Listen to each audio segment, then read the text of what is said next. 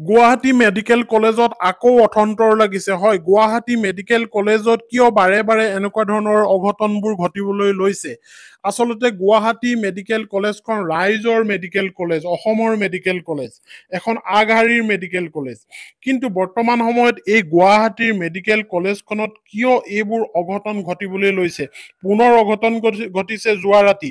আপোনালোকে জানিলে আচৰিত হ'ব। এখন ডাঙৰ হস্পিটেল, যিখন চৰকাৰী হস্পিটেল, অসমৰ কাৰণে গৌৰৱ, এই হস্পিটেলত এতিয়া ইটোৰ পিছত সিটো অঘটন ঘটিছে।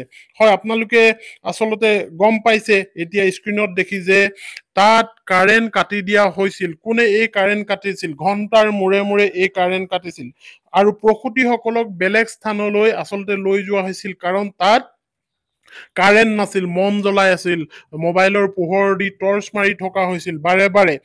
এনেকুৱা ধৰণৰ অঘটন কিয় এই গুৱাহাটী মেডিকেল কলেজৰ লগত সংঘটিত হৈছে?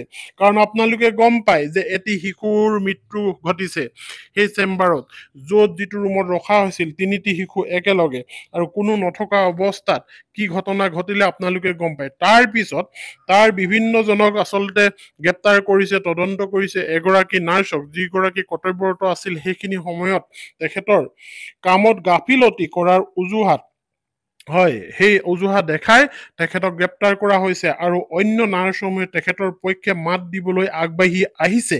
কিন্তু আৰু চাবলৈ গ'লে তাত যিসকল ট্ৰলি পুলাৰ আছিল, 11জনকৈ ট্ৰলি পুলাৰ, ট্ৰলিবোৰ ঠেলি নিয়ে, তেওঁবিলাকে টকাৰ ডিমাণ্ড দিয়াৰ বাবে 11জন ব্যক্তিক আচলতে গ্ৰেপ্তাৰ কৰিছে। এইখিনি কথা আপোনালোকে গম পায়। কিন্তু যোৱা ৰাতি এটা অভাৱনীয় পৰিস্থিতিৰ সন্মুখীন হ'বলগীয়া হ'ল তাত থকা পেচেণ্টবোৰ।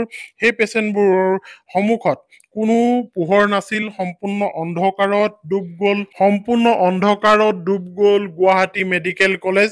আৰু এই গুৱাহাটী মেডিকেল কলেজত তেতিয়াই অথন্তৰ লাগিল, চাৰিওফালে হাহাকাৰ লাগিল। কিয়নো প্ৰসূতি যিটো ৱাৰ্ড আছে সেই ৱাৰ্ডত কাৰেণ্ট নাছিল, ঘণ্টা ধৰি কাৰেণ্ট নাছিল। প্ৰায় কেইবা ঘণ্টাৰ কাৰণে কাৰেণ্ট কৰ্তন কৰি দিয়া হৈছিল আৰু ঘণ্টাৰ মূৰে মূৰে কাৰেণ্ট কাটিয়ে আছিল। গতিকে তাত থকা যি ৰোগী আৰু ৰোগীৰ আত্মীয় আছিল, তেওঁবিলাকৰ মাজত হাহাকাৰ লাগিছিল আৰু প্ৰসূতিসকলক অন্য স্থানলৈ, য'ত পোহৰৰ ব্যৱস্থা আছে, তেনেকুৱা ধৰণৰ স্থানলৈ আচলতে লৈ যোৱা হৈছিল। সেইখিনি সময়ত এই প্ৰসূতি বিভাগত আচলতে হাহাকাৰ পৰিস্থিতিৰ সৃষ্টি হৈছিল, যাৰ দ্বাৰা ৰোগী আৰু আত্মীয়সকলে ভয় খাইছিল।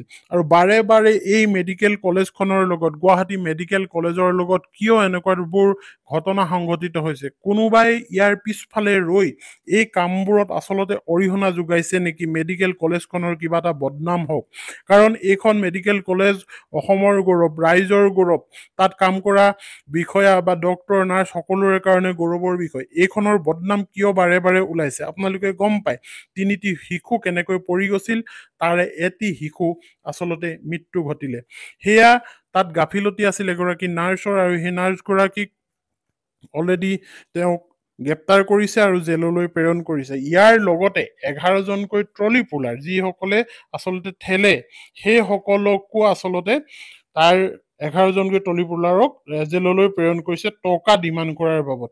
এনেধৰণৰ ঘটনাবোৰ সংঘটিত হৈ আছে এই গুৱাহাটী মেডিকেল কলেজত।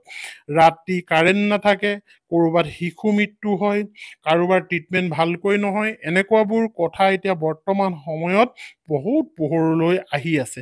গতিকে আমি আশা কৰিম অনাগত সময়ত এই গুৱাহাটী মেডিকেল কলেজৰ এনেকুৱাবোৰ যাতে বেয়া কথা নোলায়, বদনাম নহয়, আৰু অসমৰ গৌৰৱ হিচাপে, অসমৰ ৰাইজৰ ত্ৰাণকৰ্তা হিচাপে এই মেডিকেল কলেজখনে কাম কৰিব পাৰে।